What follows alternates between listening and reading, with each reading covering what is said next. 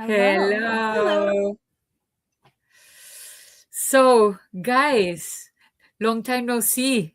Yeah, Q&A episode. I have compiled every question we got. It's in the cup. It's a very full cup. Ooh. The thing is, it didn't seem like that many questions until I was writing them out. Mm. And then I went, we might not get through all of these. We might get distracted. No, it's a lot of questions. Mm-hmm. There We will are try our best. a lot of questions. It might need to be part 2. Yeah, Yeah. we'll see. Probably. It would be a really long episode. So, do we just want to start? Yes, let's do it. First question. First question. There are also 2 really long questions from YouTube members that are on 2 separate pieces of paper because I could not fold them enough to fit them in the cup. We Ooh. might have to see those. What size of nib or grind would you recommend to a beginner? Oh, I will go with the medium. Yeah. Happy medium. So I would say if you're spending a lot of money on a pen, a Japanese medium fine. If you're not spending a lot of money on a pen, I would actually say a fine because then the paper you're writing on doesn't matter. You can Oh, write on anything yeah. without. I find that the fine, if you're a person that likes a little bit juice and then right in between, I would say medium. I started with the fine when I was super young because of the vintage pens, but then when I transitioned to the medium, I find it that is useful. Like you can see at least the gradation of the ink if you're using, like, for example, the shading ink or something like that. Broad is my perfect size. However, for a beginners, I would say medium, but fine is good too. Yeah, my thought is if you get a medium, and I feel like it's easier to sell it off potentially if a person wants to go that way or trade. That's not untrue. And it's also something that if you wanted to get nib work done to a medium, you can get it sized down into something, or you can get it turned into a stub. Like there's a lot more wiggle room with medium. Mm-hmm. Yeah. I think most of the pens that comes with, I would say, out of the package, most of the pens you don't need to pay for the extra price. It comes either in medium, small and broad, like fine, medium and broad. And then I say that if you're in a Japanese brand, I would say medium for sure. All right. Let's pick another question. What surprised you this year in the art, pen, or stationery world?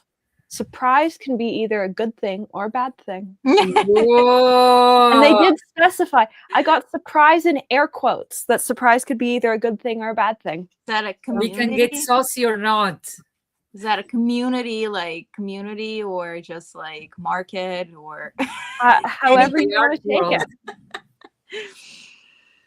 Well, there are more pens that are hand painted lately that I find that's something that is trendy at the moment. I feel like more brands are putting out their designs, like for example, the Bungo Box painting Urushi on a Twisby Echo, or Beno pens being hand painted and limited edition, like always. But right now, I find that they are releasing so many new designs that are hand painted that artistically is fantastic, but at the same time, it's like kind of a trend, and I really like the idea of having something so unique that will be a piece of art in your hands.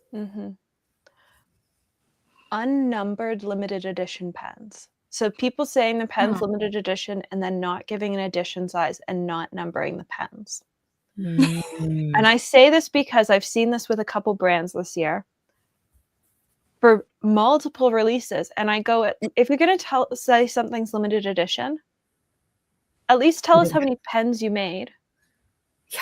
And number the pens. Like I have pens from Monteverde that are they have limited edition pens, and then they have what are called numbered edition pens. Yeah.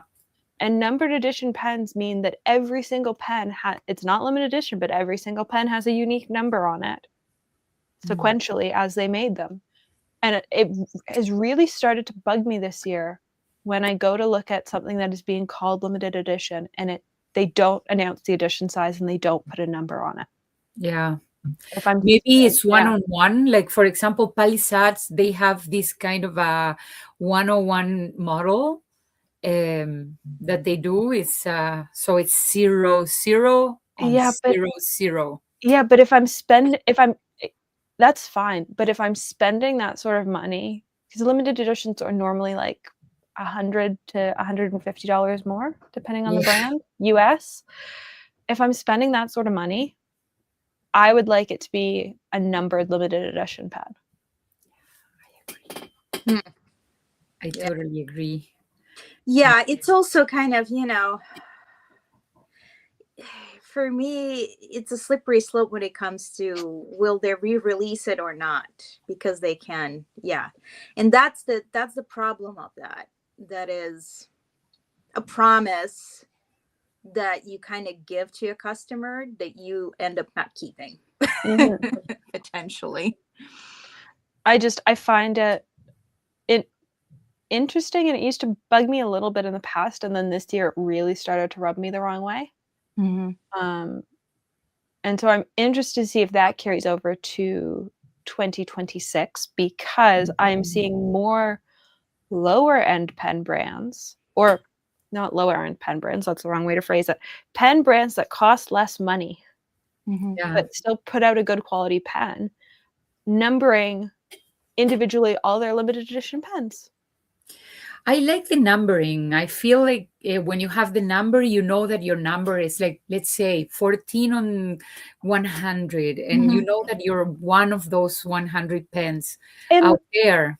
It's like buying a print. Yeah. And that's the thing. Like, it doesn't have to be really, this one's almost so tiny it's invisible. I can't even see it. It just looks like a scratch. You basically need a magnifying glass to read the engravings on the Monteverde Jonathan Brooks pens. But that's how they've numbered them all. Yeah. And I sort of love it because it doesn't take anything away from the overall pen, but it does let you know, like, if you're buying the pen, hey, does the pen's number and the box number, because my box is individually numbered, do those things match? Yeah. I think about the Bungo Box, for example, that I mentioned before. So Bungo Box, they are known to create limited edition pens that, of course, they belong to other brands, but they make it a store unique limited edition. None of those pens I've seen with the number. Like, for example, I got a Twisby Sakura Urushi for one of my friends, and then that pen didn't have anything that I've seen. Maybe it was hidden somewhere. I don't know. I find it interesting, and something about the pen world right now that's rubbing me the wrong way. Marina, what was your surprising thing in the art, pen, or stationery world this year? What I'm thinking is like two things. I think one is you would know about it more than Kari, but there is a good, I would say, handmade watercolor brand that is pretty expensive. Existed for a while now, for quite a number of years. And they took to heart a critique from someone in their blog. So we're talking about a company that has employees by the standards, United States. If your company is, I believe, under 500 employees, you're still basically a small business, which is not a reality in a lot of places. And so they're a small business. They existed for a while. Their palettes are very, very expensive. I mean, they're very high quality, but it's not me making stuff at home, basically. It's, facility. It's not, I would say you and I personally know a lot of handmade makers that it's themselves individually, or it's themselves, or maybe a spouse who helps to wrap pans, or a child that helps to label pans. But most of the time, it's a one-person operation. Right. Yeah. And so you do everything. Yeah. Like you are so curious though. You are your own head of marketing. Like you are your own head of distribution. You are your own everything. And it was such an interesting situation to watch unravel. Yeah, for me, so they took to heart and took it to internet. They did. They made it really public.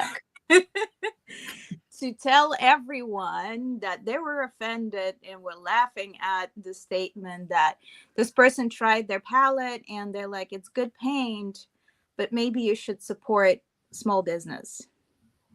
And so they took offense at that. Small business and independent makers. And that was the line that hit me. Because you have, I think I could only find a reference to their number of employees going back 3 years. So we are in COVID when they posted how many employees they had. And what they had the post even before that. They've existed way before. So I found something from 2019 or so. I found something from, I think, 2022 that had them at 7 employees. And I'm sorry, at that point, yes, you are still a small business, but you're big. You are not an independent anymore. And that shows how far removed they are from the community. Yeah.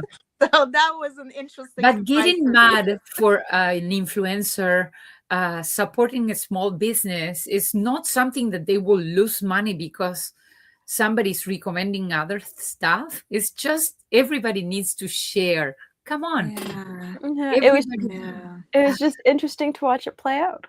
I'd forgotten about that. Yeah. That was a fun 72 hours in the watercolor world. That was very interesting because I even thought about saying something and then I'm like, well, I'm not going to. I just don't want it to sound because it seems to me that they live in the bubble, their own kind of created, which a lot of people do. A lot of artists live in their own bubbles, especially if they live in places that are pretty remote, which happens a lot in the US. So, and it was very interesting to kind of realize there is a lot of people who are doing this on their own and that it feels like they're not seen. Yeah. I think my comment to you was, once you have a full-time person in charge of marketing and a second person in charge of taking your photos, I don't think you can call yourself an independent maker anymore. Yeah. Because there are so many makers I know who are doing every single step of the process by themselves, including Marina, including Laura of Cosmic Creations, including, oh God, whose shops can I name who's still around? Yeah. Everyone I'm thinking of doesn't exist, Marina. All day. Yeah. So, and we're not talking about beam paints, but beam paints is about, also a bigger business. It's small business, but it's about the size of that. Yeah. It's question. Employees. Do you own paints by this company? Do you enjoy the products that they put out there? Yeah, I do. I like them. They're very expensive. I think it's rightfully so, just knowing, how you make them. And I'm pretty sure they're making them by hand. So it's definitely not a critique. I was just very surprised to see they've been around for such a long time, but apparently they don't really follow. Sometimes what is surprising maybe is the reaction. How reactive somebody can be, especially.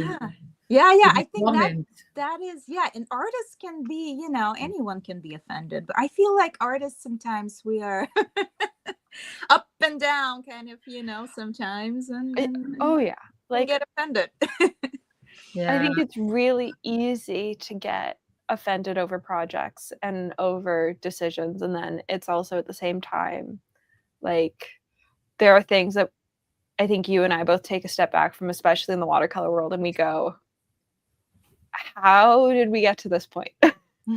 What were the steps that got us to where we are currently, where this is now public on Instagram? Yeah. Because that's the thing about the watercolor world. People make things public a lot more often than people make things public in the pen world. Yeah. You will see people's DM conversations with other people a lot more Which than is you will in the disturbing. pen world. Yeah. It's so disturbing. People have no shame about posting receipts without talking to the other party. Never. And it's Okay. That's something that I don't agree with. no, like it's part of Yeah. And then yet again, you're allowed to think and say whatever you want to say. And you also have to, I'm okay. Just somebody telling what they think. Simply, that's it. Move on. It's been really interesting. So I really took a step back the past sort of 16-ish months. And so I've sort of been on the periphery of it. And because I was doing pen stuff. And the longer I'm on the periphery of it, the more I go, oh, we are actually an insane group of people in the watercolor world, because we are having conversations about pigments that can and will kill us. Rare things that like people are buying from other people's estate sales because the pigments haven't been mined or legal to buy since like 1970. Things created in labs, and like so many other things that I'm like, we're weird. I love you guys, but we're weird. I had a friend who is a professional artist, and she used to work for Blick store. And she's like, whenever the watercolor ladies came in, it's always the ladies. Like, we, the employees, would like scatter because we don't want to interact with them. I'm sure it's the same. It's scary. When I go into Desserts with my list of like very specific pigments I'm looking for, I'm sure Desserts employees would feel the same way. It's like, it's not worth it. Yeah. Because the detail, but that's the similarity for me with the fountain pen world, because the level of detail oriented matches in both communities. We are, I would actually say the watercolor world is almost more detail oriented, because in the pen world, we aren't talking about the origin of a product. We aren't talking about the origin of a pigment or what it's mixed with or how it's been milled. We could start that could be the beginning. The Another resins. Come level. Come 2026. This channel now breaks down how ink is made. Whoa. And then the resin. Where? The resin people on, maybe. But it's just like, in the watercolor world, we're all so, for lack of a better word, pedantic about that. Yeah. I have so many burnt siennas and raw umbers, because depending on how they're processed and where they're milled and what they're mixed with, they all look different. I have an entire video, I have many videos actually, on single pigments on my YouTube channel, where we just swatched out like 8 of the same color, but they're not the same color. But chemically, they are the same color. Kari, you probably would like to look into owning a paint made out of meteorite. Like, that is I would fun. totally Imagine owning that level. That what fascinates me, the uniqueness. And that's the thing, like, you can get so many rare and unique things. Like, and we all customize our palettes in a different way. I built my studio palette to be really a reference, so that whenever I needed something, it was just there. Exactly. But I know a lot of people that only paint with like 5 colors or 6 colors. Yeah. That brings me no joy. I've tried. It brings me no joy. Not to mix anything. I've been going with a huge palette lately. I am loving it. All right. Next question. Next question.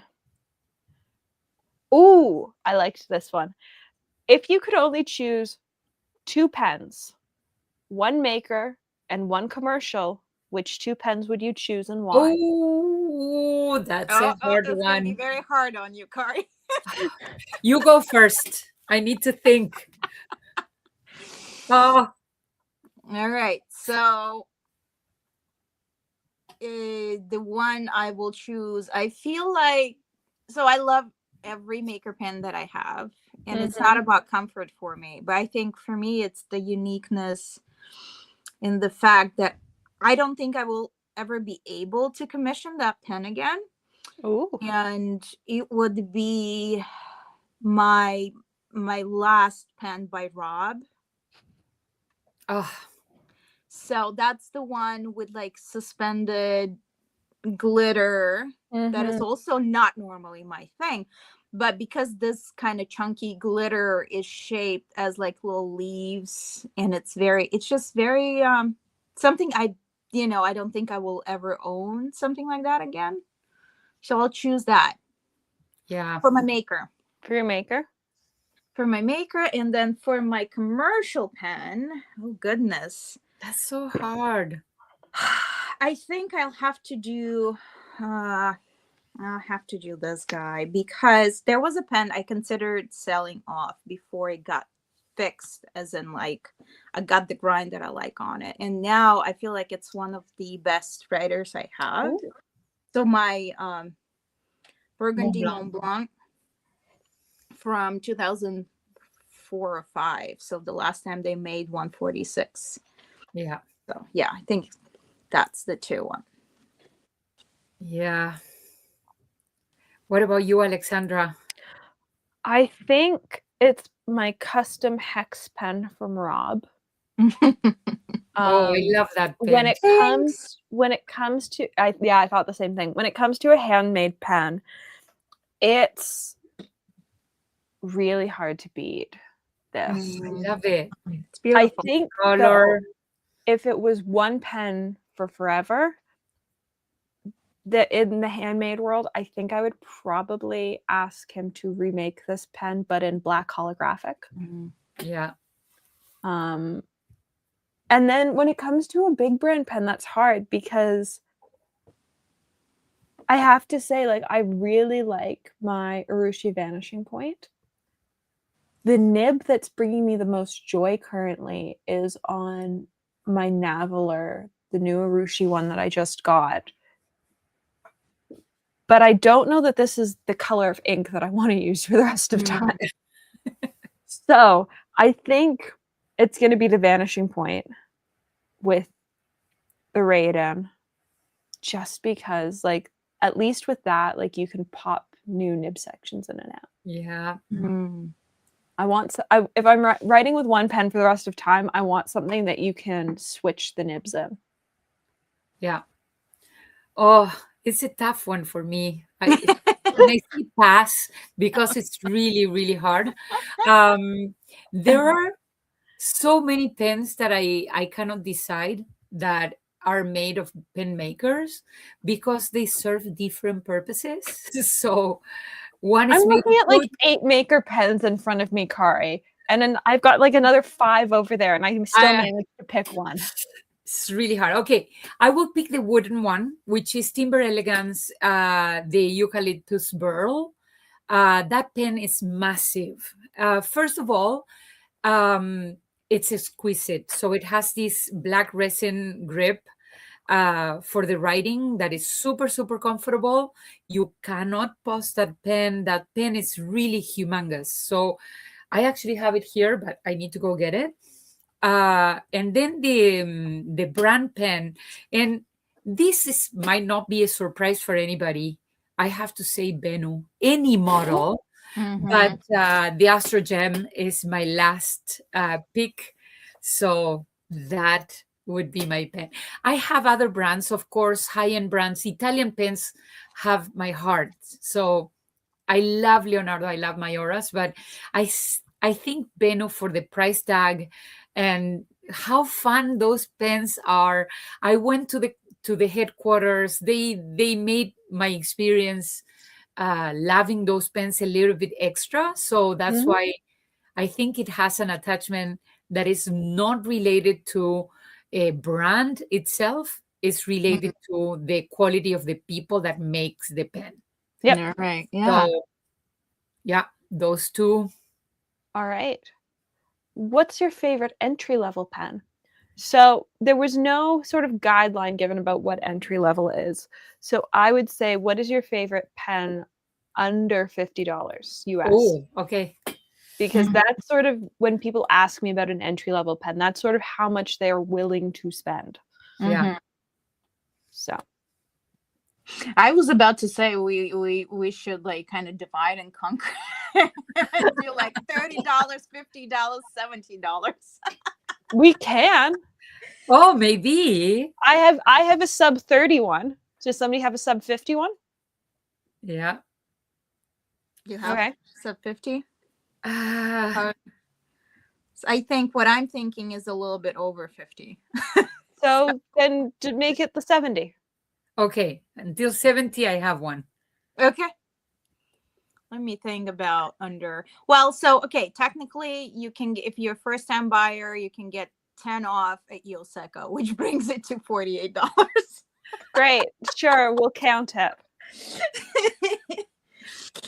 All right. So when I was asked by one of my longtime customers who wanted a pen, I know a lot of people might not agree, but this is the only TWSBI I like. Mini, Diamond Mini. Oh, I love it. And this is where I come with the medium because it's a small medium. It's not, it's the one between a fine and an actual medium. And this is like sketching purposes, writing purposes. You don't like it, you're probably going to be able to even sell it, you know. Yeah. So that's kind of the value point. What about you, Alexandra? I'm still a big fan of the Kakano, or as I learned so Pilot makes a couple beginner lines, and they're all excellent. But I learned this week that MR, so capital M, capital R, is what every metropolitan line falls under.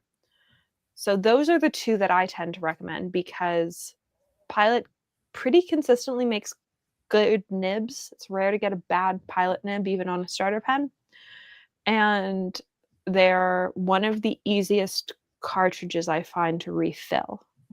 Yeah. So if people are refilling cartridges, which is what I tend to do because the Con 40 is awful to fill, though new Kakanos take the 70. So if you've got a recent Kakano, I think they started to take the Con 70 in like 2020. So you can put a Con 70 in them. But I'm a big fan of Pilot as a starter pen. Yeah. Yeah. I had a big passion about Lamy All Star since the beginning, and that pen was affordable at that time when I started doing art, and everybody in the art community was into Lamys. But if I have to recommend something that actually goes more with my style, it will be the Kaweco Student. So Kaweco Student is kind of a vintage looking style. It has this ivory body, and then the cap has a collection of colors. So they have brown, red, blue, green, and orange. And those colors, they have kind of an era. So 1960s, 1970s. So they have these names. I don't know the price tag at the moment, but when I got that pen was below $50. They look to be at 90 at Blessed. Wow. So, like in USD, they still will fall under the $70 rule. So that works. That works. All right. That works. Let's draw another question. Ooh. Is there a fountain pen you regret buying with your own money, and why? Just like in general this year. I didn't specify a year, so I'm going to say in general. In general. I have to think about that one because I actually thought a lot about the pens that I bought. And every time I spend a penny on a pen, it's all well thought. I'm like, oh my God, I Yeah, need same. this pen. I love this pen. I'm going to get it. But regrets, mm. I automatically have one. Tell us. Maybe it will So start. the Sailor Afternoon Tea Scone. I adore the pen. I love the pen. My issue with the pen is the grip is off-white. And if you dip the grip into an ink bottle, so that if any ink touches the grip changes color. So I have successfully once removed the color from the grip using pen flush. It's ever so slightly stained still, but it now means every time I want to fill a pen, I have to use a syringe. And so that is the pen that taught me that I cannot stand pens with really light colored grip sections. I've got other Sailors with light colored grip sections. I don't know what it is about the material that they used for that grip section in particular, but much like Claire's white Visconti, it stains. And I don't like that. Yeah. And so it's not that I dislike the pen. I love the pen. The pen has a zoom nib in it. It's great. What I dislike about it is the grip. Yeah. And I've yet to find somebody selling Sailor parts. When I find somebody selling Sailor parts, I will find something that goes just enough with the pen to replace the grip, because it takes some of the joy away from the pen. Yeah. Mm-hmm. Yeah, I think I have one too, now that I'm thinking about it. So the reason why I recommend the Diamond Mini is because I'm actually very disappointed in the TWSBI's, was it Echo? The Echo. Yeah. everyone usually, because for that price point, I would rather get Kakuno. It's just, in my experience, there is a big difference in writing experience between this Diamond Mini and the Echo. And I don't use them, and I do have like 2 or 3 of them. And it's just like I might have just passed on and not bought them. That's how I feel. I'm gonna be honest. I sold my Ecos and I sold my Lammies. That is how much I hated them. Yeah. I like Lammies. I don't mind them. I just grew up around them, but TWSBI's, was not for me. There's something about the triangle grip with both of them that I just don't love. So the thing with TWSBI is also material, because they warn you can't touch it if you've used hand sanitizer. Yeah. I don't like that. That makes me feel like I have to be cautious and I have to think. And also, I remember buying these because I was curious about them during pandemic, like beginning of pandemic, and we all had a lot of sanitizer around us. Yeah. And I was thrown by it. Hands. You order in 2020, like mid 2020, and it comes to your house, and the first thing I read is like, I'm not supposed to use, hand sanitizer around it. Oh, I also have another one that I just thought of. The Ebonite Model J from Estabrook. Oh, why? That's a weird pick. So here's why. I bought it when I didn't think I was going to be able to find the Capri. Oh. I bought one. I love that pen. So I bought one. I think I've got violet, but I could have blackberry. That's the one I have. I think. I don't know. Is that the lighter? It's the lighter one. Yeah, I have that one. So I bought it because it was the only Estabrook model other than Camden that I didn't have.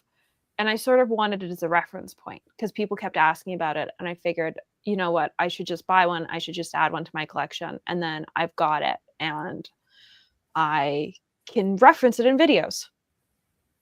Lo and behold, I buy it. And like 10 days later, we're at Chicago. I haven't even inked this pen up. 10 days later, we're at Chicago. And Justin pulls a Capri out of the Estabrook case. Well, Capri is my favorite Estabrook material. Yeah, Capri. And so I ended up buying the Capri at the show. And so now I have an ebonite one that I have never used, will probably never use, because I have one that I really love. Yeah, I like that model though.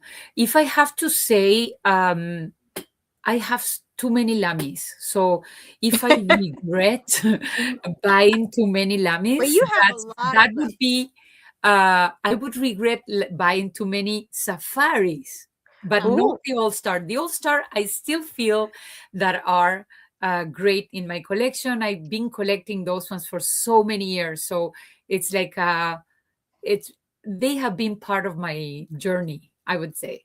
But safaris, oh no, I don't want it. I don't want the plastic. I don't. Fair enough. Yeah. What pen or pens did you think you would love but didn't? Sorry, I didn't know that I was pulling 2 negative ones in a row, but Boom. Yeah. have you bought or tried something at a show thinking you'd love it and then you just didn't love it? Mm. So would it count if I say it's something that I had to grow to like, Sure. but I was disappointed right off the bat? It's just because there's also a lot of kind of expectations with that type of pen. It's that the Visconti Homo sapien that I have. It's something that really I had to use for a while to start liking it and wanting to keep it. But again, I bought it secondhand, so it's not like I wasn't like greatly disappointed because I knew that I could sell it on just because of its name. But it took me a while to kind of get used to it, which was I was thrown by it. Yeah, I was really thrown by the first time I ever tried one was at the Chicago Pen Show in 2024. And it really threw me. The only ones I remember them having as testers were all the lava ones. Yeah. And the thing was, I expected them to be textured. They look like they'll be textured. I would have porous. I would have hated the pen textured. Let's be clear. Yeah. Would have hated the pen textured. I hated the pen even more that it looked like it was textured and it wasn't textured. And it was just like a disappointing experience all around. Whereas my current Visconti Homo sapien, which is one of the Italian acrylics, I love.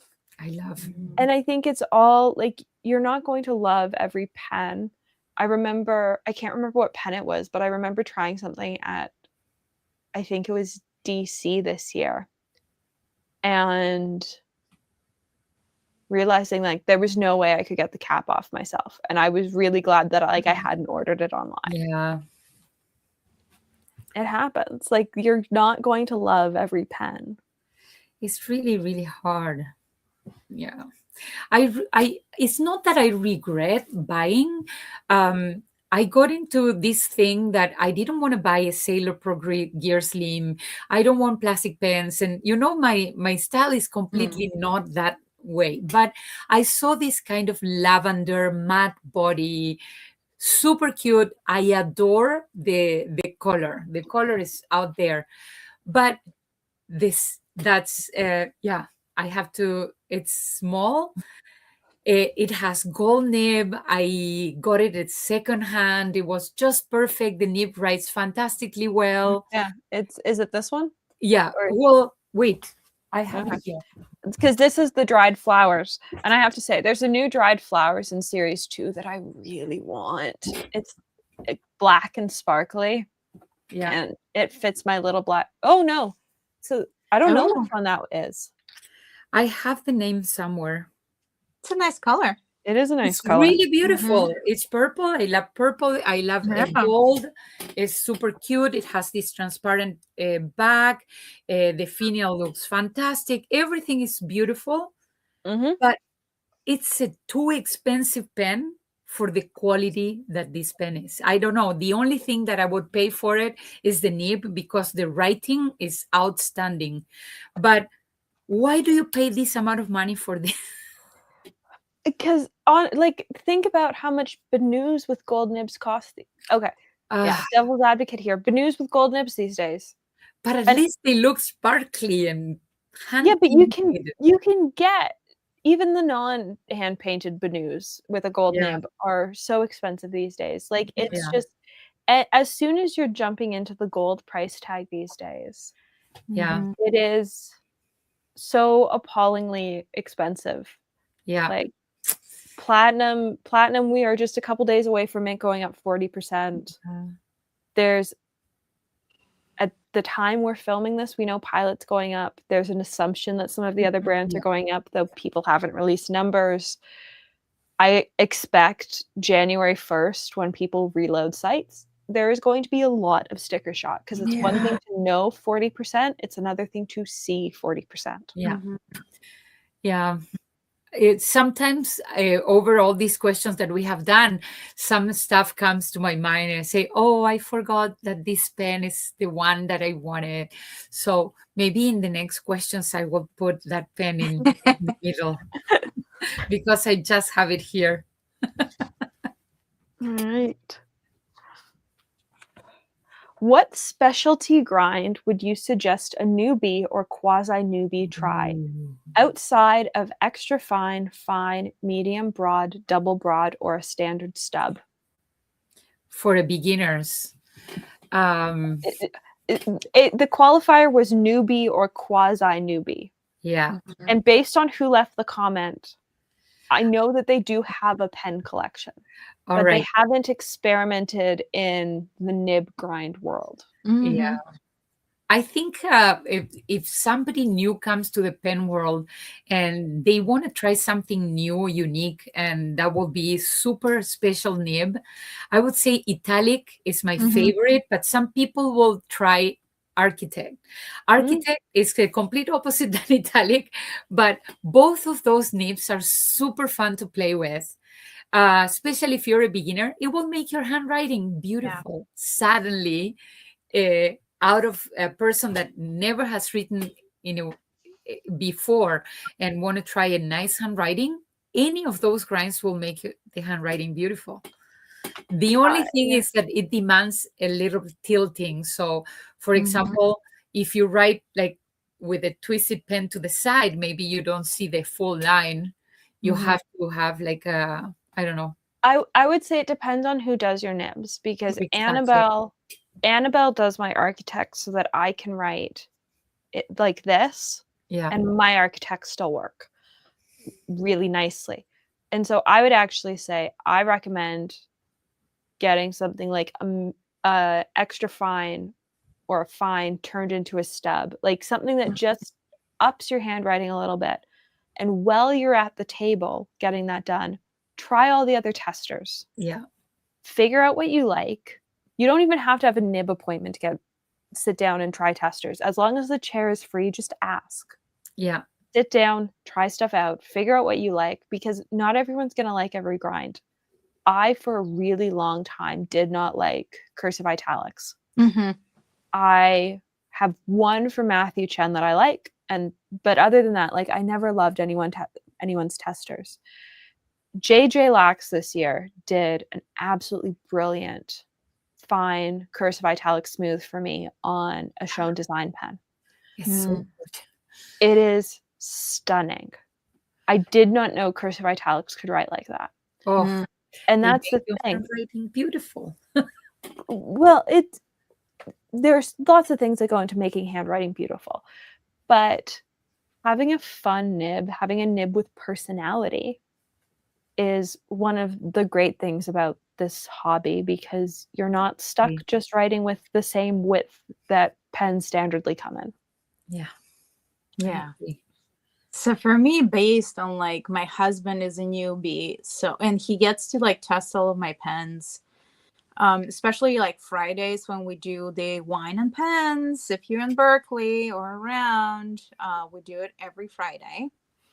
And so he tests the pens that I bring. And I would say there are two that stood out for him, like throughout all this time. Mm-hmm. And they both are stub related. So I would say Kirk Spear has the Imperial grind. That is, I would specifically I say like that. medium Imperial. And so that is a good one. So he liked that one. And weirdly, he really liked, again, it's stubbish, older Pelican. So Pelican The Pelican. gold nib. Yeah. I must say, before beginning of 2000s or so. Mm-hmm. They were a little bit more stubbish. Yeah. Yeah. Old Pelican nibs are fun. Yeah.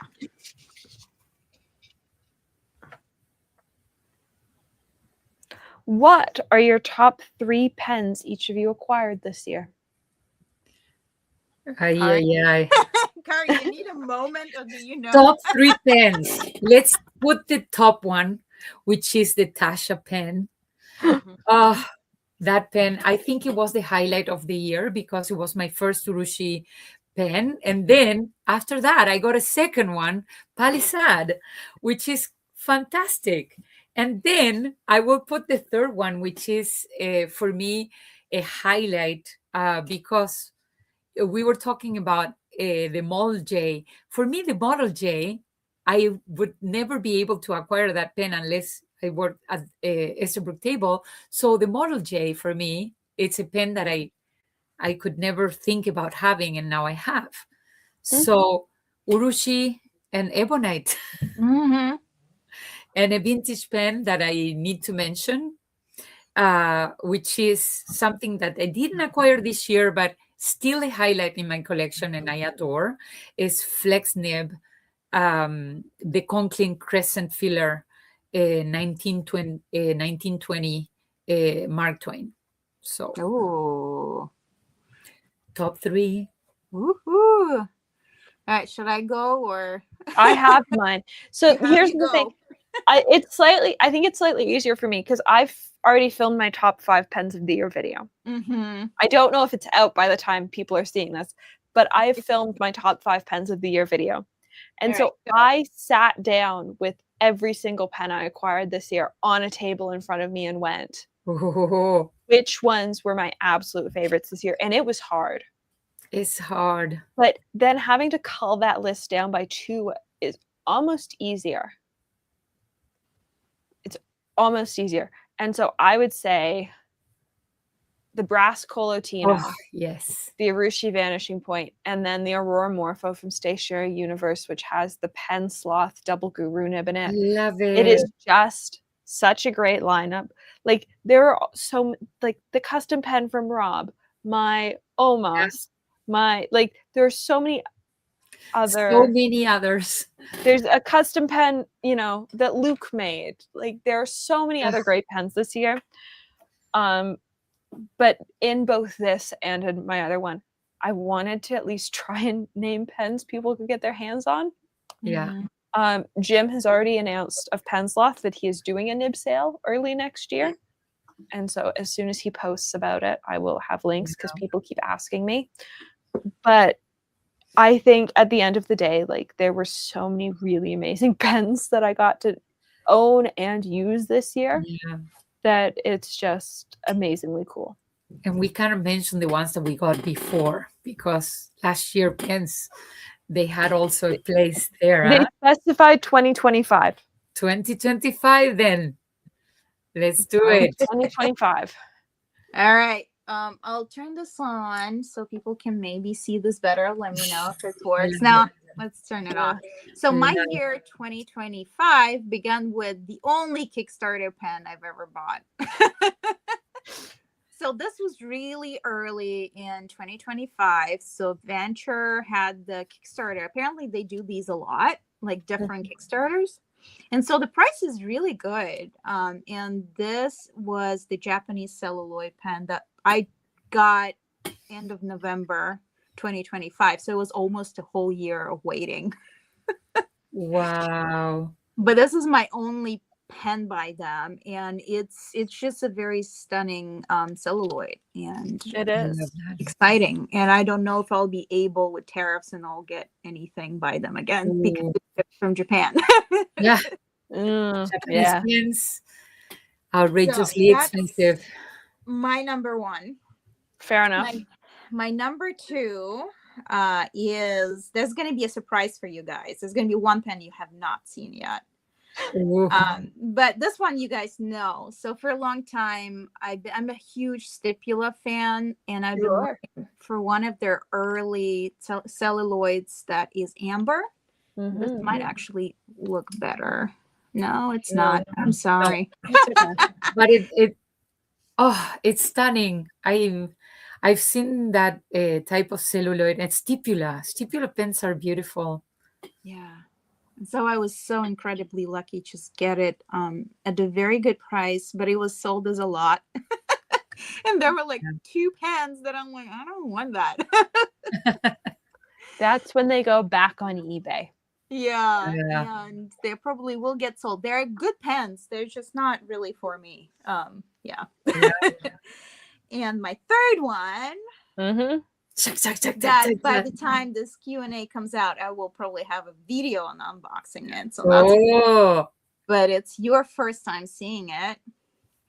It is my only second Pelican M800. Ooh. Got it secondhand. Looked for a very long time because it's now extremely expensive these days. It's the brown one. Oh, the brown. 2015. Oh. That's And stunning.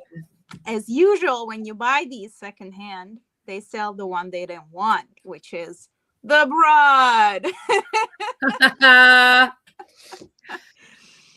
I love broad though. It's actually not as broad as I thought it would be, but it is broad. So yeah, these are my 3 top big Very pens. top level 3. Yeah. All right. Our top level pens this year are not inexpensive. No. Shall we do one of the long questions? Oh, let's do one of the long. The We long, can break long, it down long? in tasks. Shall we do the long or the short long? The long. All right. Oh, that's a lot of writing. Oh yeah, Kari. There's a story that goes before it before we get into the question. Wait, let me drink water. Probably not a bad idea. Okay. Oh. All right. If someone was interested in looking at trying vintage pens, Schaefer, Parker, or Esterbrook from 1930s onwards, what advice would you give to them or resources for what to look for to make sure they don't overspend or get something unusable and a waste? After hearing about some pens on here and in other videos, I'm curious, but hesitant because I have no idea what I'm looking for. I'm assuming that they will write and I will be looking for something different than I'm looking for in modern pens. Yeah. I have an answer for that, and that was, I would say it's my own opinion, and I have vintage pens, but I'm not at the level of these kind of crazy vintage people pens that maybe there are some people more knowledgeable about this, but what worked for me at the level of maintenance and easy to find myself, the replacement parts and the cartridges was Parker. So for me, Parker and Schaefer, actually I have Schaefer that same way. I found all the parts that I needed in order to get it perfect. And Parker, it's like a no-brainer. The nibs are just perfect. They write, I don't know how they make those nibs is just perfect. So there are so many Parkers that I have that I have to mention, even from the 1930s and then 1940s and so on. I think that the Vacuumatic, it will be the one that I like. The body, the transparency, the feeling system, the writing, the nib tuning, everything. And then after that, the cheaper version, I would say, the Parker 51, Parker 45, those are later editions. So I am a massive fan of the 21 and the 45 from Parker. yeah. For Yeah, anyone wanting to try vintage pens, for two reasons. The parts are really easy to get at pen shows. yeah, In either people just selling parts. There are some people at shows that will just sell empty, like, pens for parts, or you will just be able to find them at antique stores. And as pens that come apart go, I don't actually find a pen in the vintage world easier to take apart than a 45. They are so streamlined in their put together and take apart process that once you know how to do it, it's a really easy process. I will also say that if you're really actually genuinely interested in vintage, go to the Thursday of a pen show. That, or whatever the first day of a pen show is. That is the ticketed, like you have to have a full weekend pass to get in. That is the day that you are going to see hordes of people clustered around tables buying vintage pens. And it can be really intimidating and overwhelming, but you will learn so much by talking to those people. yeah, And they will have time on that Thursday, once those hordes have moved on to other booths, to talk to you about vintage. I have learned so much on those Thursdays. I have seen so many pens that in some cases I'd only ever seen in magazines, like hadn't seen a photo of them on the internet. Last year at Chicago, I saw a demonstrator Parker 45 where everything was clear. yeah, Like, I would not start with something that has a lever or is celluloid. Those are really hard to fix and really hard to replace. yeah. By yourself, unless you have the skills. I have 2 Schaefer snorkels. I don't do any of the maintenance myself. No, it's so easy. Good pens. If you're going to invest in vintage that is harder to take care of, make sure you have a repair person, local, or you can send your pens out to somebody trusted in the community. There are references everywhere. Yeah, Go on Reddit, go do a Google search, you'll find people's references. But at the end of the day, I will also say I don't write with vintage pens for a different writing experience. I write with vintage pens because I genuinely enjoy them. And I think the history of them is super cool. And pretty much every filling system we're using in pens is a vintage filling system. exactly. I like the history of vintage pens. The writing experience isn't going to be all that different. Yeah. I find that I have this romantic idea about writing with vintage pen about the flex nibs, but not all the vintage pens has flex nib. That's what I want people to know, that And if you're a that's the thing, the beginner, you don't purposes were have to different. go to the flex. Yeah. You can start with a different nib. Like Parker, for example, they don't flex too much. No, I have vintage flex. I have a Waterman 555 flex nib. I love it. The reality is that pen is celluloid. At some point, that pen's going to break. And at some point, I'm going to have to talk to my friends who are in the pen industry and go, I need you to set this nib in another pen. Yeah. I have 2 vintage pens on my desk right now that are absolutely lovely. I've had them since the Chicago Pen Show in 2024. The sacks on them are broken. Oh, this.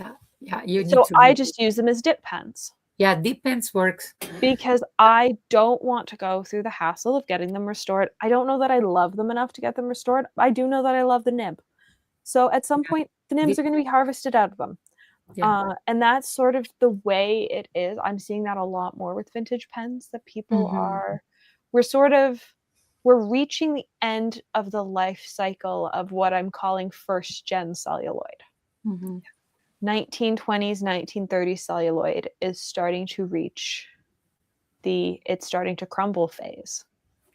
And so those nibs that are in some cases absolutely fantastic are just being set into other pens. Yeah, to that point, I think I have the two-part, I guess, answer to this. Because again, purposes, if you do want to experience that, kind of my personal kind of like, I was like, wow, like this is out of, this world, kind of what my mom told me the flex is like when I was growing up, because she like used a lot of flex nibs. So she was like trying my pens that are modern, and she's like disappointed. She's like, this is not, I'm not used to it. So to that point, if you're after that experience, having heard Alexandra talking about celluloids, I have never in my life been disappointed by Omas or Minerva. That is sub-brand of Omas that was only produced for about 10 years. So pens from the 30s until 60s. So those nibs are great. But you might need to harvest it. And there are people like Shack MD that are creating brilliant Yovo size 6 flex nibs. Oh, I like that. Lots of the, and if that's what you're after, which is sort of the vintage style of flex, I think most easily available is Shack's. There are a couple other people that make flex nibs, but they're less common. Modern Omas makes a fairly good flex nib. The trick is finding it. It's almost never in stock. I've only ever been able to try one once, and I absolutely adore it. I like the soft nibs by Santini. I think as a modern pen, they offer the feel of a vintage writing. They use a vintage machine as well. They do. I think the new Leonardo flexes, the ones they're doing in-house that they sold at DC. Though. Oh, you have it? You have. How do you have one? I bought it at DC. No, you. No, not that one. No, that's a Yovo, Kari. Oh, I thought I have it. This is for. Which one is the one that they are doing? They're doing gold flex nibs in-house, and they're like, when I last talked to Clarissa didn't even have hers yet. Oh. They sold just a couple at DC. They are incredible.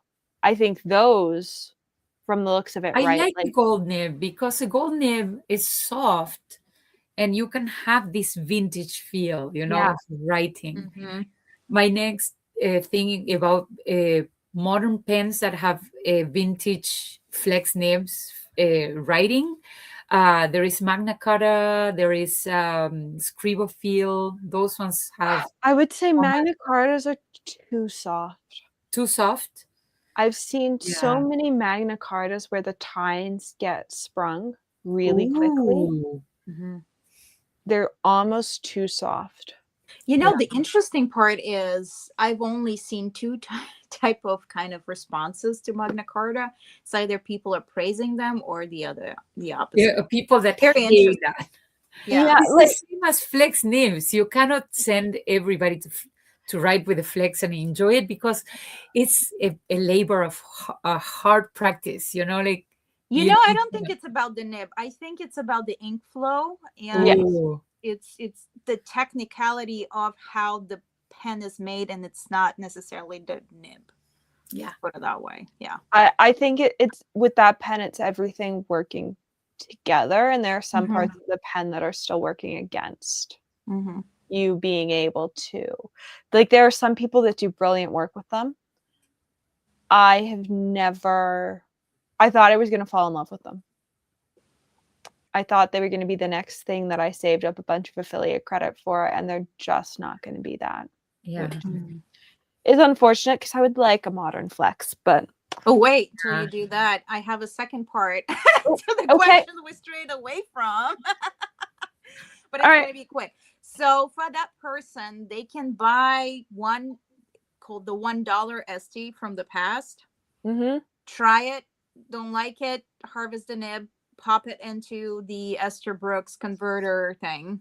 So they have, Oh, yes. and that's going to save your life, because if you don't like vintage, if you happen to just be like, you can harvest it. It's not going to be Exactly. expensive. I've seen old Esther Brooks go for what, $30, $40. I've seen old Esterbrook's like in the bins of pen shows, like if their parts are broken, for as low as $5. So Ooh, So if you're willing to get No. your hands dirty and harvest some parts, you can build your own you can Frankenpen. build your own Frankenpen. All right, let's draw a question. I would like to pick up a single I like question. the questions, though. Aren't they nice? So many questions. So here's the thing. I was writing questions down as we got them, which does not help with the duplicate question problem.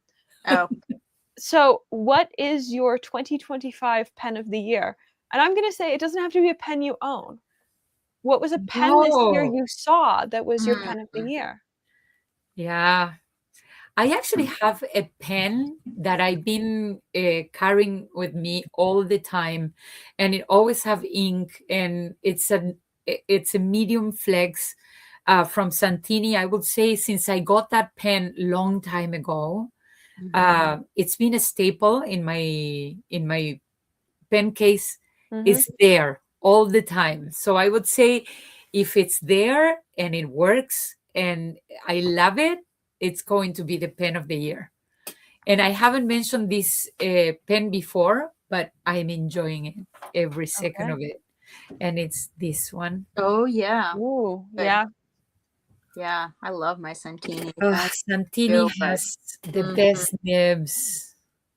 Yeah, they're great. They're great. Yeah. And they now make 21 karat nibs as I well. know. Softer. All right, Marina, what was yours? So I don't own it, but I don't think I will buy it, just because I already have a smaller version of it. And that would be Mont Blanc bringing back the Bordeaux, and for the first time making 149, because the whole issue has been for them and why they discontinued. The material came out a little brittle. So they were working on, from what I understand, to actually being able to make bigger pens. And that was like Hemingway Jones and I talked about it in the live that I did with him. It's like thinking if they actually this time will make 149, and they finally made it, and it's kind of was the end of the year 2025, and for me, I guess it's also something I remember the most. Yeah. Yeah. And it was a big deal. Yeah, it was. Yeah. Mont Blanc, it's out there. Yeah. It's a dream, I would say, for now. I think for me, it has to be I saw the Omos San Francisco Pen Show exclusive, Oh, I like that. which is sort of this, well, we're going to call it the sibling of my Leonardo Belladinote. Mm-hmm. I don't know who did the material for the San Francisco Omos exclusive, but I adore it. There are none. I think they made 14 for the show. Like, there are none. They've disappeared into people's private collections. I don't think I've even seen it. I would adore a pen in that material. Like, that was my pen of the year. I love the Belladinote material. But of that, like, unattainable pen this year, it was that pen. I didn't go to SF. And in turn, it's sort of just always been out of reach, because it is absolutely stunning. It is exactly like the Belladinote in the fact that it is really sparkly and slightly translucent, and so you can see the ink inside the pen, but also depending on the angle of the pen, the color of the material changes. Like, it is everything I love about the Belladinote, but with a gold nib. I love that. And not a Yovo nib. Yeah, like it's. We need to know where the nibs are coming from. See, I don't think it's that I'm slightly over Yovos. I'm slightly over untuned Yovos. Yeah. That's true. If I'm buying a pen these days, I want the out-of-box writing experience to be there. And I don't even need it to be tuned for my hand. I know that I write at a weird angle and I write in a weird way. But if a nib is coming out of a box and it's super scratchy and the tines aren't aligned and there's not ink flow, all it tells me is that maybe you don't care about your quality control. Yeah. So unpopular opinion potentially, and I usually don't talk about it because I appreciate the different part of it, but I get sad when I get that experience with maker pens. Yes, I would say I agree.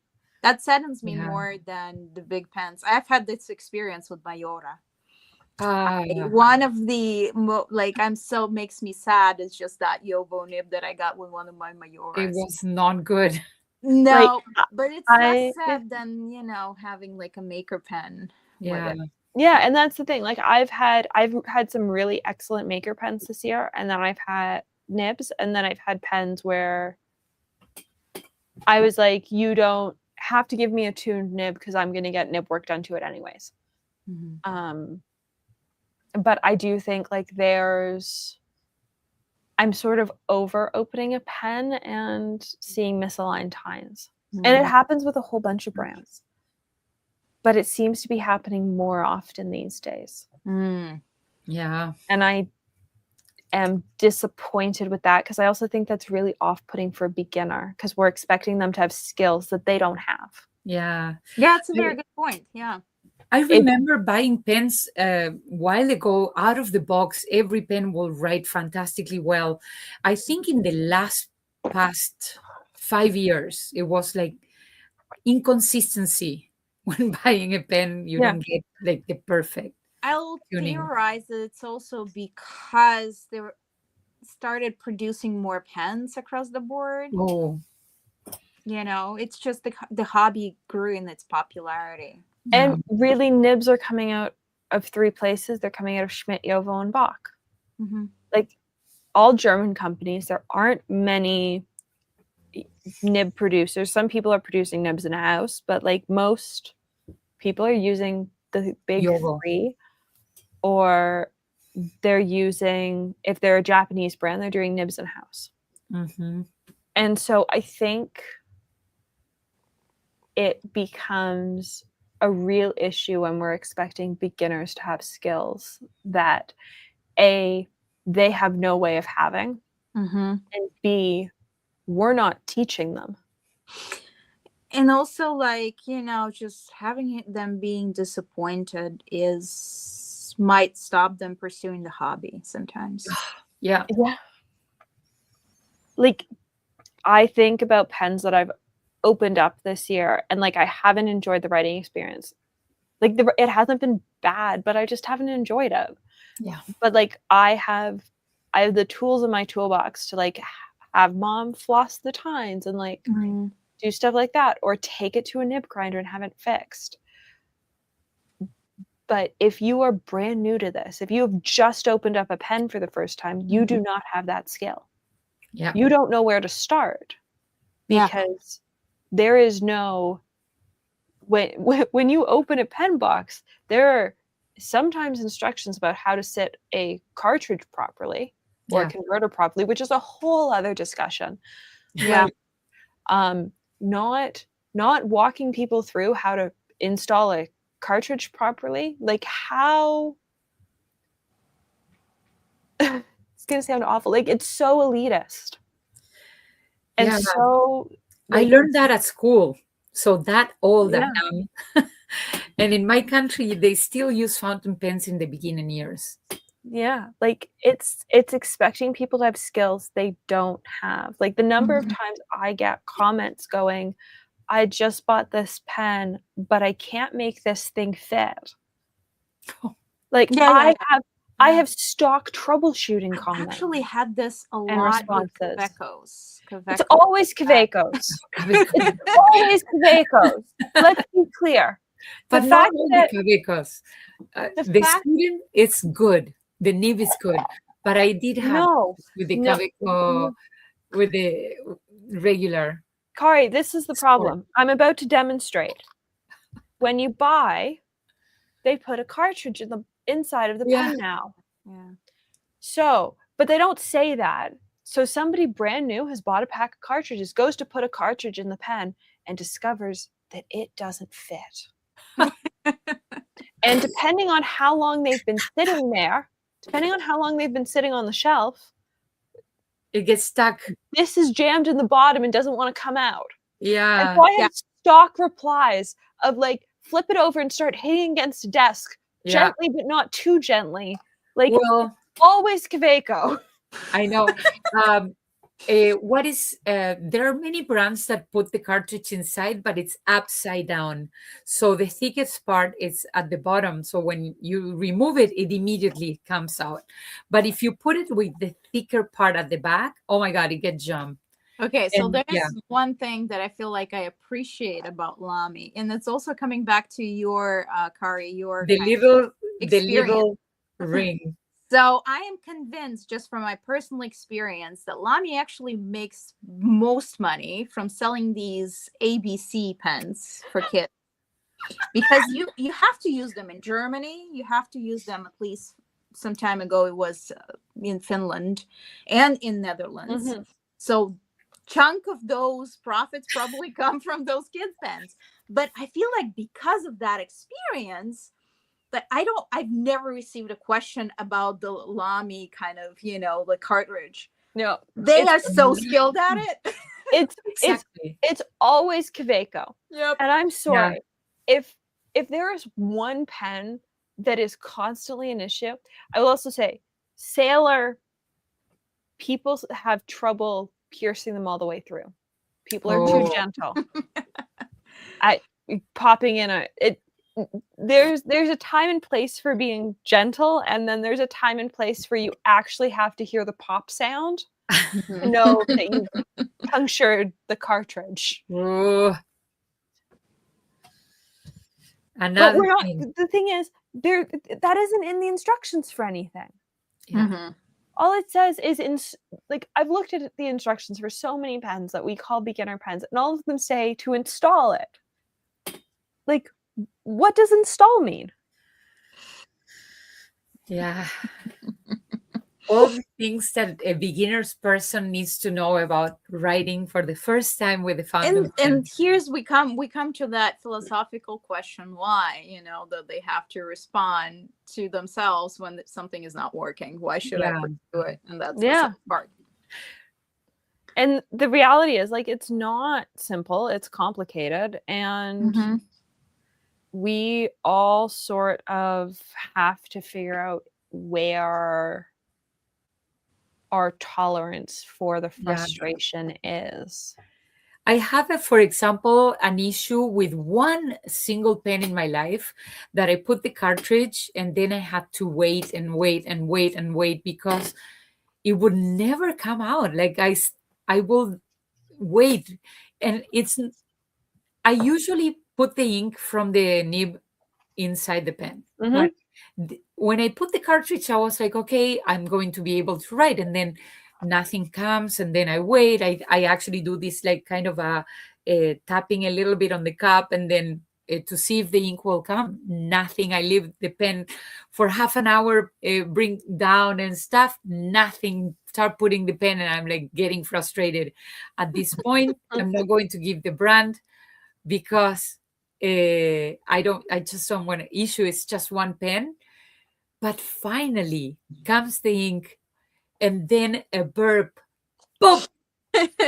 All the ink at once. I don't know. Huge mess. You've been through things. Yeah. All right. What notebook are you using for planning or journaling in 2026? Oh, that's an easy one for me. Oh, you're going to have your stack. Style. Common planner. Common place planner is my my bullet journal, definitely. So this one, the yellow one. That's the one. I have this little pocket by Girologio. I have my traveler's notebook. I have my pocket notebook. I have my school planner, my sketchbooks. Oh, it's a lineup. So Don't tell ask. me a little bit more about that bullet point system. How is it? How does it look like? So I've never done it. the bullet journal is a method created by Carol Ryder. So he created the method in order to have a journal that will suit a person that has ADHD or somebody that needs to stay organized and have nice productivity without getting overwhelmed and sorting through pages and then go back, So he created a system that you just needed a pen and a notebook. But this bullet journal method, everybody applies it in a different way because it's so personal for everybody. That starts, for example, setting up the year, setting up your goals, your month at a glance, and then you do your dailies, and then you start transporting things that you have in the brainstorming page to the dailies. So you assign, let's say, okay, I'm going to work on this one today. So you put it in a to-do list, and then you can reflect on that in the same page. So it's a blank notebook. And let's just be clear. He is quite upset about how everyone else has co-opted Exactly. Everybody does it differently. So, he is so upset about how, like, there's a published book on, like, here's how to do it. Here's how you do it. He is so angry about how it has been warped, in his opinion. Yeah. And I have to say, like, there are some people that I look at it and go, like, you're calling it bullet journaling, and it has no reference to the original system. I actually use the original system, but I decorated. That's the only thing different. Exactly. So I've used the system since 2016. I used it in my Planbury calendar. I've used it in doodle planners. I'm going back to the doodle planner because I like the coloring aspect of it. It's fun. That being said, like, there are pages in this that I'm gluing together because, like, I don't use them and they stress me out. Yeah. So pop. So I just get rid of them. Yeah, I still have my collections. I still have my calendar at a glance, the year at a glance. I still have those pages that are necessary in the bullet journal system, but I cannot live with a journal that doesn't have any decoration. Like, I did a pretty plain one for the first, like, year, and now and then I switched to doing, like, a fancy cover page but keeping it plain on the inside. Yeah. I've done the doodle planner for 2 years. This will be year 3. I did the Planbury calendar for 2 years. Really, I've always used the system. I just have changed what format I'm using it in. Yeah. What I like about this is that it's quite small and compact. Yeah. That's also something that, Marina, if you want to start journaling, I think everybody will do it differently. If you want a structured planner, they will sell, even at Lloyd's, they will sell you a planner that is not called the bullet journal, but it's called the planner. So you have already the day, your week at a glance, and then a blank page. Yeah, I've had their stuff. I mean, I've always had their, like, smaller ones. I've just never really done bullet journaling specifically. Yeah. The bullet journaling is something, it's a method, as I said. It's more productivity oriented when you have a plan and then you have a company and you want to have, like, those deadlines set up, and the goal setting actually works really well for my school system. But I like to have also my commonplace. That's what I use it mainly, because you have an idea, you write it down. You have the urge of drawing, you do it. It's a blank notebook anyways. So all right, so I have 3, and Yay. I feel what I'm doing. And it's just, one is bigger, one is smaller. I would say, okay, so these are travelers. And then this is Beautiful. Paper Republic. Paper Republic, for the most part, stays at home because it's so big for me. I like it, but I don't take it anywhere, and that's kind of as Yeah. but I like just like putting down, so whatever pages I end up not using, because at the end of the day, this is the one that I use the most, I just like doodle my thoughts in there. And then this one just fits into my small kind of crossbody, so I take that with me. So yeah, whatever right here ends up basically transcribed in here, and like, you know. Yeah. Yep, that's what I do. Those are my main notebooks. All right. So how many more questions do we have, and do we want to do this a two-parter? We've got many. So now my question is, do we want to do part 2 as part 1 tomorrow night? Ooh. Because we Sure. probably Like still have. a 2 days episode. Yeah, So could be fun. we've still got a handful. I guess I should probably finish with my planners, because I'm using the same calendar system that I've used for the past 2 years, 3 years. I don't know when I started using it, but for video planning, it's printed out wall calendars so that I can look at a year at a glance and do all that fun stuff. I mark it up with pencil. I erase stuff all the time. I love it because it also means that if I really screw up a month, all I have to do is print out a new page. I recently found my video planning notebook, which has been missing for like 18 months. You found it. So I found it. We're back to using it purely for planning Vlogmas. I decided I'd try it for the month of December, see how I felt about it. And I'm actually really liking it for more in-depth video planning stuff. I had been doing that in a Travelers the past year and a half because this was MIA in my office, which I don't know if that happens to anyone else. Like, it was sitting somewhere really obvious. I should have been able to see it, but it was gone. So it's back. It's a Yop and Tom planner from Amazon. Oh. It's 120 GSM paper. And I got it that weight of paper so that when I was planning watercolor videos, I could do really shitty watercolor swatches on the page. Mm-hmm. And it served that purpose really well. I'm not very far into it because, again, I lost it for 18 months. But I do really like them. They're very similar paper to any of the other 120 GSM dotted papers on the market. And it's a great time. Then we have the Travelers. This has everything shoved in it, as always.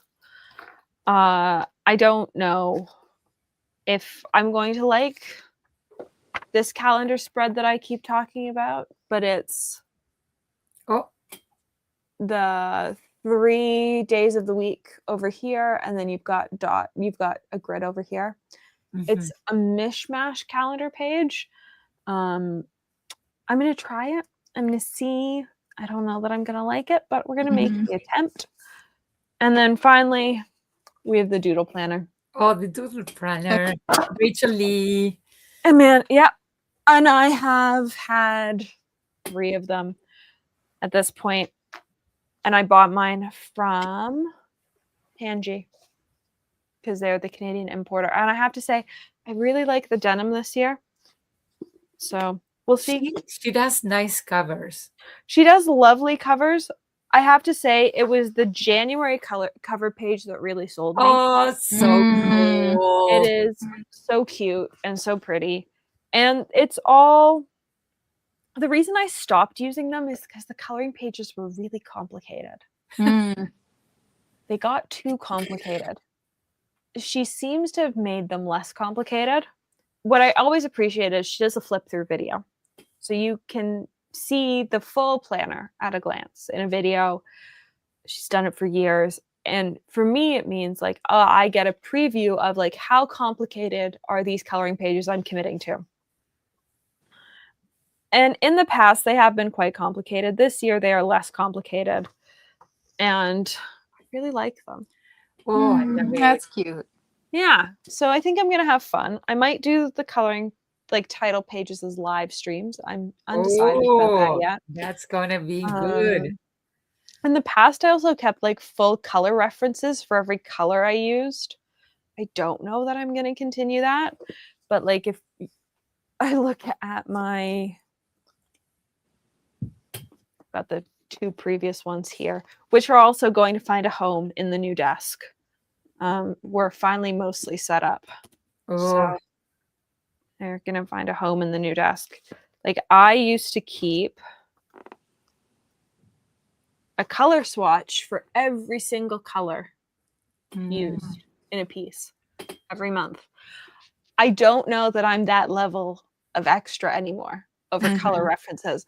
I also think I own too many markers to do that. yeah. But I do find it like sort of like there's another palette. This is why I gave up on it. It was too stressful. It stressed me out too much. So my goal this year is just to not let it stress me out. We'll see if I can manage that. Keep it simple. If not, you'll know because I'll be back to the Planbury calendar very Even quickly. having a doodle a planner without any color, it will be nice. You know, it's just not the fact that you don't have to do all the doodles and not all the Kari, there's no world in which I don't overcomplicate this. Let's be clear. Like, there's a reason I gave up on these. And stopped getting them from. We started like with 7, and then now it's like 12. I didn't show you the ones that are 2 pages. Oh, like there's a reason I stopped doing these for my own mental health. There you go. But this one seems simpler, and so we've gone back to it. Will it last? I don't know. We'll find out. Question for you: what is the GSM for the doodle planner? And is the paper fountain pen friendly? I know neither of those questions. I assume the paper's around 120, right? I think it's 120.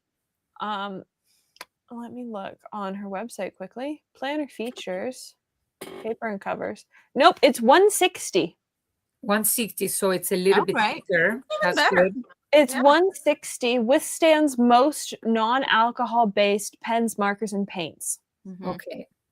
I always assume that if I can use watercolor on it, I can use fountain pens on it. Am I going to use like a double broad or a really juicy stub or a music nib in it? Probably not. Am I going to use everything else in it? Probably. Yeah. I also assume that I'm also probably going to use fountain pens to color it because I've got a lot of fountain pens inked up at any given time. So I think it's going to be a real mix this year of like fountain pens, markers, and paints as I like work through what I've got inked and my stash. Yeah. Good. That's good stuff. Yeah. All right. Do we want to do one last one? Shall we do one last one? And then the funny thing is we thought this was going to be part 1 and it's going to be part 2. Yeah. Surprise. Oh, this is a good one. This is a good one to end on. Have you set any art-related goals for yourself in 2026? Oh, yes. I actually just finished writing my goals. Ooh.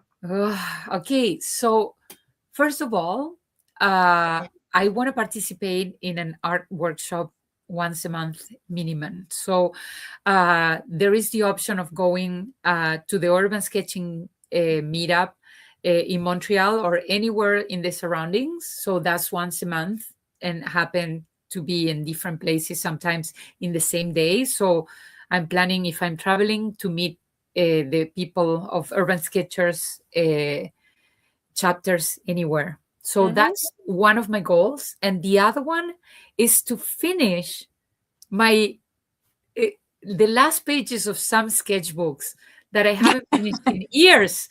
So that's a task. Yeah, I think that one is, I can relate to that one. Yeah, I feel like I have a lot of very good sketchbooks that are probably mostly empty or really empty. So I'd like to, sketch a little bit more. So the thing is that for me, art kind of comes through like waves of my life, especially when it comes to sketching. Sometimes I'm really into it, sometimes I'm not. And so my old art teacher told me that it's totally normal. So I'm just rolling with it. And I hope, and set a goal for myself to actually do more. But my personal problem is, since I started making paint, I actually paint less, not more. Yeah. So yeah. But it's another type of art, making paint, Yeah, and It's you art. use it while you make it. You really Yeah. do. Like I find I paint far more when I've got an ongoing project. Like where I'm sort of in the lull between projects right now. And so the interesting thing is I have time to paint. Am I painting? No, I'm doing a billion other things. But what I would really like to do this year is put my studio palette back together. Oh. And for the first time since 2021, I am actually planning a fairly sizable reorganization of the studio palette, which is daunting. Yeah. It's a lot of paints. It's a lot of things to move around in the swatch book. It's like not a particularly enjoyable process, but it had been something that I was talking about with Mom for 18 months since I first brought up the idea of like, I at some point want to do this. And also curate your palette, like you have so many colors. And it's not about curating the palette, Kari. It's like there was an idea that I came up with 18 months ago that I was like, I would really like to do this at some point. And currently, every watercolor I own is pretty much on the floor upstairs because the palettes are a mess. I've been doing a billion projects. Like, there are paints everywhere. And we were having a conversation in the kitchen probably 3 or 4 days ago, and she went, why don't you just do it now? Yeah. Like, it's already a mess. It's already a disaster. You already have to put everything back together. You could just do it now. And I went, that is true. And so I'm hopeful that I'll have a put together studio palette in the next couple weeks for the first time in like 12 months. Because I haven't had a fully put together studio palette the way I wanted my studio palette put together since February of last year when I did a project. And then I kicked a palette and stuff, made a mess. The nice thing about this is the palettes now have a home. Oh, that's so cool. A home that isn't under my desk. The palettes have never not had a home that isn't under my desk. I don't have to worry about kicking them anymore. As Marina knows, if you kick 31 purple fish paints, they shatter. They're too thin. They're layered too thin. If you kick most other paints, they jump out of their pans, depending on the brand. Like, the number of absolute disasters I've had with palettes because I did not have shelving where paint palettes could live. I had under table storage, like empty space. But if anyone, kicked out a leg or caught their foot, then suddenly those palettes get kicked. It makes a mess. You've got paint everywhere. It's happened so many times in the past couple of years that the fact that those palettes finally have a home, it's like, well, I guess I'm putting the palette back together because things finally can go somewhere. Yeah. And you will see them more at a display, and it will actually be nice to have the urge of painting when you have those paints already up and running, available. The nice thing about this is that it's got cupboard doors because these are all open half pans. And there's nothing I hate more than, well, there are lots of things I hate more. But, there's very few things I hate more in the art world than having to dust half pans of paint because they got dusty or they got hair. Like, it's so annoying. And some of them, and what really drives me mad, and that's why I don't use dehumidifier, is they're you know, when you make paint, especially in climates like Louisiana has, those paints take a long time to dry because they're more sticky. Graham. And so imagine things sticking to that. I know. Not a good look. No, I already actually did my visual image of that. I don't like it. My skin is crawling because I can think of the paint that as soon it's dry right now, so everything's fine. But come August, August is sticky here. Like the number of things that start to make a mess because like pans are soft and melting, and when it's humid here, it's like 88 to 98% humidity, but it's not raining. It's just humid, really humid. And so I remember a day this summer that I was like, every piece of paper in my office is wet. Wow. Everything is damp, and there is nothing I can do about it. And so the fact that I can finally like tuck all these paints away in a cupboard that has doors that close, where I no longer have to be worried about dust sticking to the paints that never dry. I poured Graham paints from tubes 3 years ago, and they're still wet. I think the Graham also problem is there. It's a two-parter. The first one I told you what it was. The second one is like overusing an agent that will help you revet the paint very easily. See, but you'd think that would be the issue with Core. Core dry into a pan so nicely from a tube, in my experience. Graham, I have run these paints. I'm going to be honest. I've run these paints through a dehydrator. I've baked them in a toaster oven. I have a toaster oven in my office. Something in their formulation just for drying paints when it's really humid and I want to put things away and I don't want things to get moldy. I have a toaster oven that I just set to like 80 degrees just to like warm everything up, dry it out so that I can put everything away. Because as Marina knows, one of the worst things is a moldy pan in your palette. Yeah, it's terrible. Terrible. Like, I feel like Daniel Smith also has a drying problem. Yeah, it's just it gets sticky. And then the White Knights. Oh my God, the White Knights. I had such bad experience with drying. See, I find some terrible. of the Daniel Smith ones dry so hard they are unrewettable. I don't know if you've experienced this, but there are like at least 3 Daniel Smith colors that I can think of that have dried so hard in their pans that they are unrewettable. Yeah. And I just keep them as references for what a really bad version of this color is like. Oh. Yeah. Yeah, it happens. Like it happens. There are really good paint brands, there are really bad paint brands, and then there are good paint brands that also still produce bad paints at times. Yeah. All right, you guys. I think we made it to this question. I think we need a part 2. I think all the pen people are going, oh God, they're talking about paints again. That's how I feel every time we go really deep. But I feel like there are people who are really excited just because how excited we are. Like, I'm sorry. Like, I'm looking at so many, like, if I was given the ability to wax poetically, I could wax poetically about Potter's Pink or PG-23, which is Green Earth, for like 25 minutes to an hour. Because I've done videos on each of them. You know, you want to see something that will automatically make a color granulate, which it means give it texture.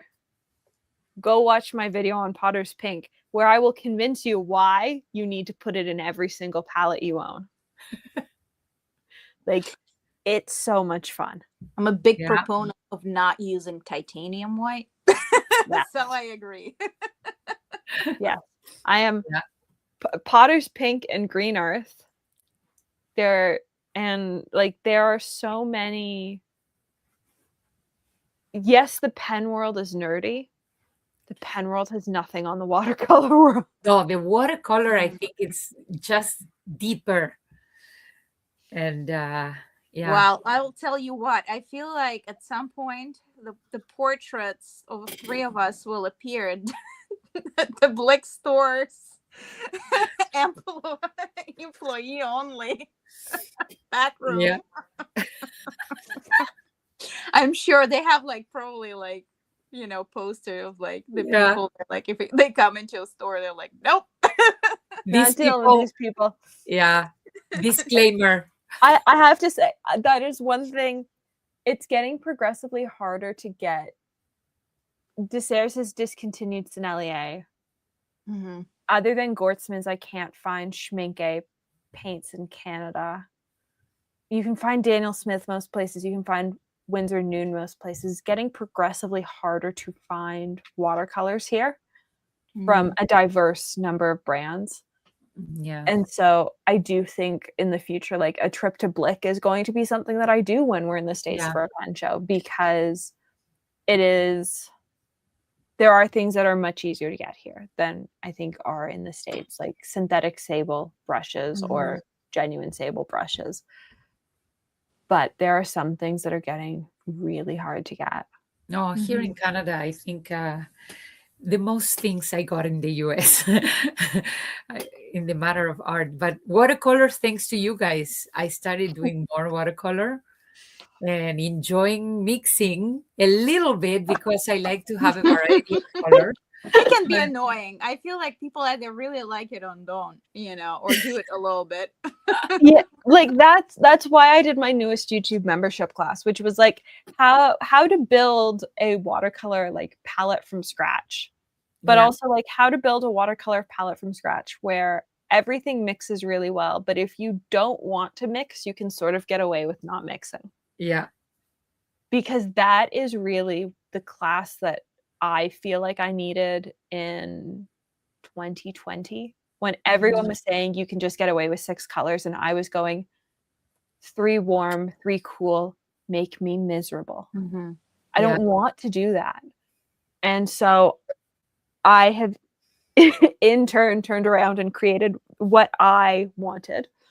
I don't know if anyone else wanted it, but this is what I wanted as somebody brand new to it, who also has had the question a whole bunch in the past year of how do you build a watercolor palette?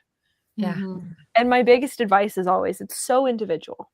Yeah. We all do it differently. Some people invest only in single pigment colors. Some people, right off the bat buy pre-made palettes and go from there. All of us do it differently. Yeah. And there's no right or wrong way to do it, I'd say, as long as you're playing within your budget. I agree. Yeah. And on that note, that's it. All right.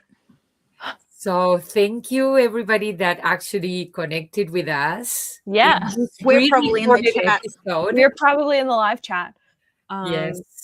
And we hope you enjoyed part 1, which has already aired. Yeah. And I will post a link to part 1 in the comments so that people can see part 1. Also, the show is available on Spotify and Apple Podcasts. Ooh, for that. Because I am organized. Yes. Very nice, guys. So good to see you. And thank you. Thank you for connecting. Yeah. All right. Bye. Bye. Bye.